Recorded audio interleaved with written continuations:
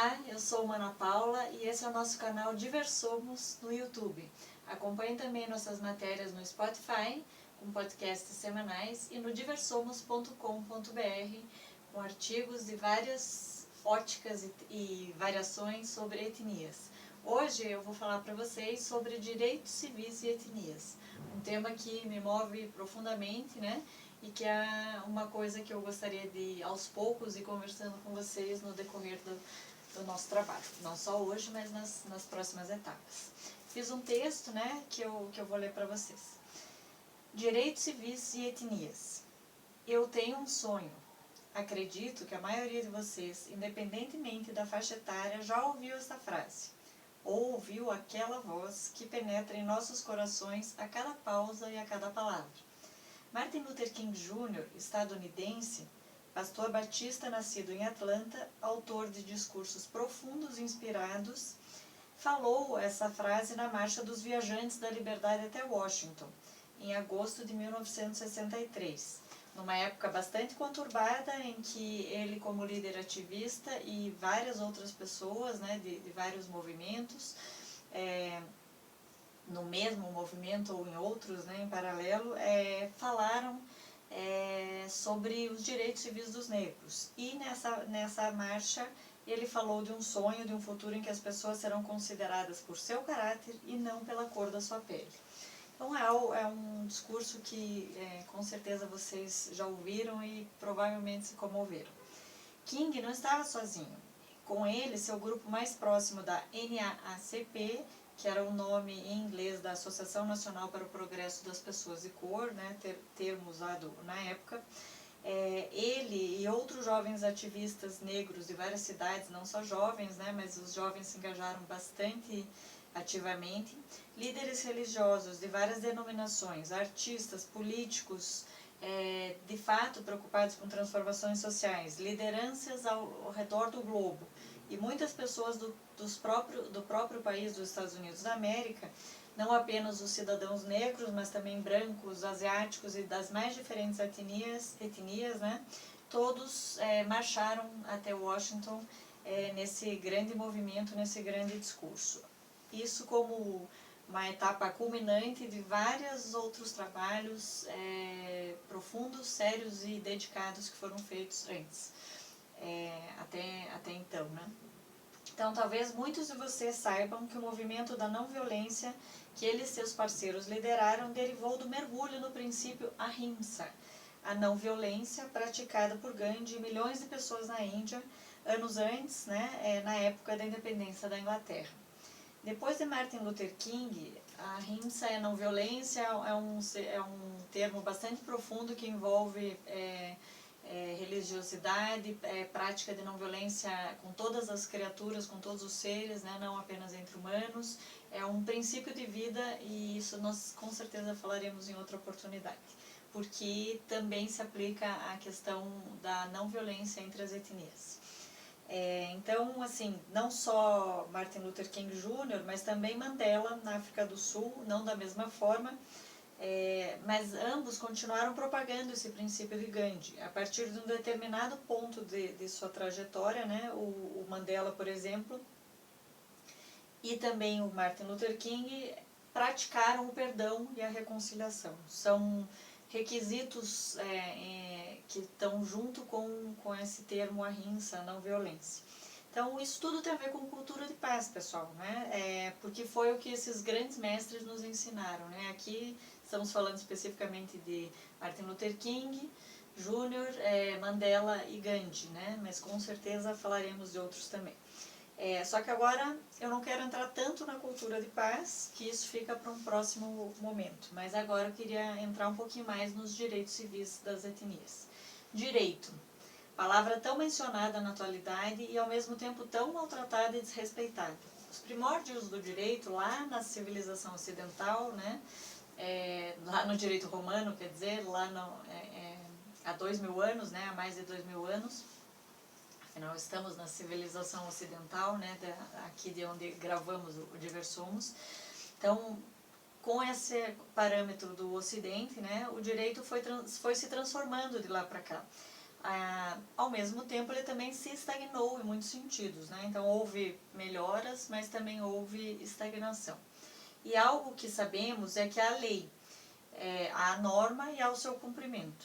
Sabemos também que a transição, que há tempo, que a construção democrática, diálogo, em tese, né? Porque muitas vezes a gente não vê isso acontecer, ouvir a população, perceber as necessidades a cada momento. Então, o direito envolve tudo isso. E a história nos apresenta todos esses fenômenos sociais, né, e os encaminhamentos do mundo jurídico. Então, a gente percebe, né, eu falo agora com uma ótica de uma brasileira de 51 anos, que nasceu em plena ditadura militar. Então, fui criança, não vivi isso de uma forma dramática, né, porque estava com o olhar de criança e essa situação não estava tão próxima de mim. E também adolesci com presidentes militares e fui às ruas pelo Diretas Já. Então foi um momento bastante emocionante. Então eu conheço movimentos populares de outros países pela mídia, por leituras, por conversas, mas não os vivi na pele. Os movimentos de direitos civis, exceto das Diretas Já, não foram movimentos que eu participei na minha juventude. De algum modo, imagino algumas possíveis razões pelas quais o movimento dos direitos civis nos Estados Unidos nos anos 50 e 60 me comovem. Mas não precisamos entrar em quais são as razões, né? Mas o que eu sei é que esse engajado, corajoso grupo de pessoas move todo o meu ser. Talvez essa seja a origem da Diversomos. Talvez não. Acho que daí sim que veio essa vontade de trabalhar com essa temática. Já lá no ensino médio, né, no colégio, já tinha essa vontade de seguir os passos desses mestres do amor e da paz. Não apenas nas aulas, né, do ensino médio e na universidade, mas em muitos filmes, livros, em que eu vi essas mobilizações populares justas, imprescindíveis, eu me senti chamada a cooperar. Filmes a gente vai listar vários, né, livros também, porque são meios em que nós nos aproximamos de uma realidade bem concreta, né, mas só os livros e os filmes são para inspirar, né, depois a gente tem que ir para a prática mesmo. São mudanças, então todas essas mudanças propostas nesse movimento dos direitos civis, nos anos 50 e 60 nos Estados Unidos, são mudanças que não podem mais esperar. Já naquela época, Martin Luther King já dizia que essas mudanças são urgentes, porque havia muito um discurso de que era necessário ter uma mudança gradual, um processo de transformação social para incluir os negros na vida política, econômica, social, né, sem segregação nos Estados Unidos. Então, só que esse discurso já levava décadas e até séculos, né? Então, eram coisas urgentes, assim como ainda são. Muitos continuam seguindo os passos, né, de Martin Luther King Jr., e eu sou uma dessas pessoas. Será que eu sou hippie? Paz e amor, né? Sim, acho que sou, pois assim como eles, né, os hippies procuraram manter a chama viva de tantos que lutaram antes deles, eu também tenho esse mesmo objetivo. Cristã, sim, também, pois tanto Gandhi como Luther King seguiram ensinamentos de Jesus Cristo. Religiosa de inúmeras religiões do planeta Terra, sim, também sou, pois amor e paz permeiam todas elas. Enfim, cá estou eu voltando à cultura de paz. Só que paz, amor, isso parece muitas vezes um discurso só racional ou muito materialista, algo que é incompatível com direito. Então, amor e paz estão de um lado e direito de outro. Na realidade, paz permeia a intenção do direito, né? Mas na prática a gente também não vê tanto isso. Agora, amor, a gente já vê a civilização ocidental atual tratar como algo à parte, né? Não como parte da vida social. E não é isso que eu acredito. Então é aí que eu quero chegar, meus amigos e amigas do canal Diversomos, por que de acho, né? Quem não é brasileiro, que me desculpe, essa palavra de acho é muito brasileira, mas por que de acho que temos que separar uma coisa da outra? Por que não conseguimos olhar como a sociedade, como sociedade, que os direitos humanos e também os direitos civis só serão efetivados quando permearmos de amor, paz e reconciliação, quando os permearmos, né, os direitos. Por qual sombria razão continuamos como espécie precisando de tanto sangue e sofrimento, de tantos mártires? Só nesse exemplo desses 3 mestres que eu comentei, 2 foram assassinados e um passou 27 anos na prisão. Então, quantos mártires mais precisaremos para que os direitos sejam de fato adquiridos pelos que estão à margem da sociedade? Na prática, todos esses mestres, né, e outros, nos mostraram que é preciso luta para que os direitos cheguem a todos. Nos mostraram, infelizmente, que somente ao chegar ao extremo das catástrofes e barbáries nacionais, como milhares de mortos e feridos, alguma mudança ocorre. Não me lembro, espero que haja, né, mas eu infelizmente não me lembro de casos em que apenas o diálogo comoveu o suficiente para que as mudanças nas leis ocorressem.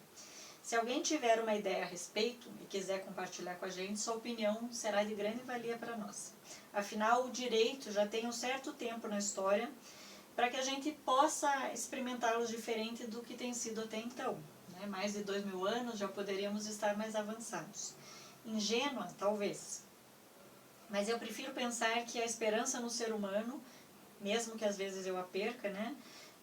Mas que eu tenho esperança no ser humano e que vou me abastecer da inspiração desses corajosos ativistas dos direitos civis. E por quê? Eu não conheço suas abordagens políticas a fundo. Afinal, a gente pode dizer que são abordagens políticas, com certeza, porque o Mandela chegou a presidente, o Luther King ajudou a elaboração da lei do voto para os negros nos Estados Unidos, então são mudanças, são abordagens também políticas, né? Mas, tanto nas suas autobiografias como nas diversas biografias feitas sobre eles, de certo modo a gente pode ver que as suas estratégias foram apresentadas principalmente como como aproveitar as oportunidades de levantar bandeiras na hora, lugar e modo certo. Então, essas abordagens foram muito mais longe do que apenas abordagens políticas. Na minha ótica, elas falaram de seus princípios. Elas não eram apenas bandeiras políticas. Elas tinham princípios muito profundos que embasavam esses movimentos. Então, Mandela, Gandhi e Martin Luther King, eles falaram não apenas do fundo de suas mentes brilhantes, que eram realmente brilhantes, mas acima de tudo de seus radiantes corações, sobre os valores universais que os moviam. Estamos carentes disso na atualidade. Mostraram sua humanidade mais resplandecente, errando e acertando. Eles não foram só acertos, mas eles foram até o final da luta para defender o que a intuição já nos mostra que é devido. Podem ter N argumentos bastante conservadores e excludentes que digam que esses direitos não são de todos.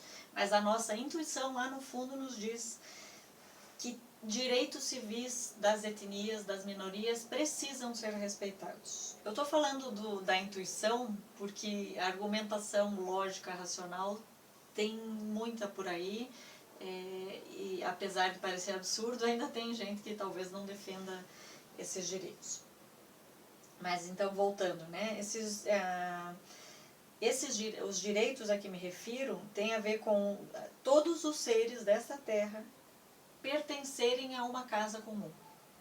O direito a serem respeitados, terem sua integridade física e moral protegidas, entre tantos outros direitos humanos que sequer são cumpridos, algo que é muito recente na humanidade, né? Em 1948 que se falou da Carta dos Direitos Humanos e que até hoje em vários cantos do planeta, cantos também é uma coisa para se pensar, afinal o planeta é redondo, mas enfim, em vários cantos do planeta a gente não consegue ver essa aplicação desses direitos humanos. Se os direitos humanos não são cumpridos, o que diremos dos direitos civis, que são em uma hierarquia, eles vêm depois, né, dos direitos humanos. Então, só para listar. Quantos povos são massacrados na África sem que nos lembremos deles como deveríamos? Passam na mídia rapidamente, ficam um tempo, mas as guerras civis às vezes duram 20, 30 anos e nada se fala mais. Quantos direitos humanos são esquecidos na Ásia e na América Latina? Quantos direitos humanos também são abandonados e retalhados mesmo nos países ditos desenvolvidos e de primeiro mundo, nos continentes europeu, norte-americano e na Oceania? E se os direitos humanos são relegados a conseguirem ser efetivados apenas depois de tantas mortes, tristeza e dor, quando chegaremos então, afinal, aos direitos civis conquistados, que já estão na letra da lei, mas que eles possam ser praticados a priori? Será possível um dia? Qual é a nossa parte nesse cenário? O que está ao nosso alcance fazer? Qual é a nossa responsabilidade para que o enorme barco humano não afunde no mar de direitos aniquilados, como tantos refugiados de guerras étnicas que morrem nos mares em busca de vida e paz? Com quem podemos nos unir para que de modo pacífico, afinal essa é uma premissa importante e imprescindível deste site de Versumos. Então, com quem podemos nos unir para que de modo pacífico façamos uma revolução no olhar que embasa os direitos humanos e civis? Sim, no olhar.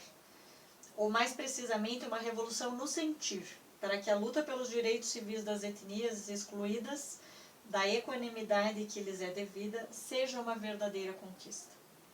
Luta, em nosso idioma, acaba trazendo a impressão de agressão. Conquista, apesar de às vezes também ter essa conotação, remete a conseguir algo bom. Então, vamos ficar com a palavra conquista nesse caso, né? Não sou a primeira a falar e nem tampouco a última, mas sabemos que a mente humana é capaz de feitos inimagináveis. Porém, muitos corações humanos têm estado entorpecidos, como já diria Chaplin em 1940, no belo discurso do filme O Grande Ditador.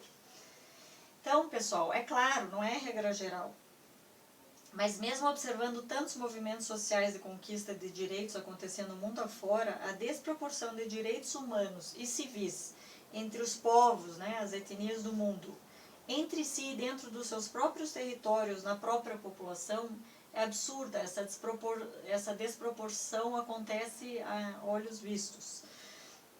Então a gente pode inferir que há corações entorpecidos, senão essas coisas não deveriam mais acontecer. A desigualdade de direitos transborda em nossos rostos. Não é possível tanta tecnologia e conhecimento para tanto desenvolvimento apenas intelectual, mas um desnivelamento no âmbito dos direitos. Não é possível tanta prosperidade econômica tão mal distribuída. Em geral, todas essas desigualdades são ampliadas nos grupos étnicos que são dizimados dia a dia. Ou seja, ser da etnia X ou da etnia Y é motivo para muitos já serem jogados para fora do grande barco humano. Talvez, no auge do egoísmo, muitos achem inadvertida e imoralmente que jogar pessoas de outras etnias, ou pessoas pobres, muitas vezes é algo que se combina, né? Então, jogar pessoas de outras etnias para fora do barco, literalmente, inclusive como vemos no Mediterrâneo com frequência, ou a caminho dos Estados Unidos, né? Lhes garantirá a sobrevivência ou a vida em opulência. Ledo engano. Um barco que mereça navegar por estes mares da vida precisa necessariamente, seja pela lógica da necessidade de sobrevivência ou pelo amor ao próximo, o qual prefiro professar, esse barco precisa de todo mundo dentro dele. Nenhuma vida a menos. Espero vocês para as futuras reflexões desta sessão, né, que se chama Causa em Ação, Causa das Etnias em Ação, para conhecer mais sobre a história dos movimentos de direitos humanos e direitos civis das etnias por toda a Terra, de modo que juntos possamos aprender com o passado para mudar o presente. Além de movimentos de conquista por direitos, movimentos sociais propositivos que caminhem em direção a deixar esse barco humano nosso cada dia mais navegável e em mares cada vez menos turbulentos, com céu azul e sol no céu, é o convite que eu faço para vocês. Tanto apresentando esses movimentos, sugerindo pauta, contando coisas bacanas que estão acontecendo ao redor do mundo, em termos de direitos civis ou outros movimentos populares ligados às etnias. Sejam bem-vindos e bem-vindas, é disso que eu quero falar com vocês. Um abraço, até a próxima.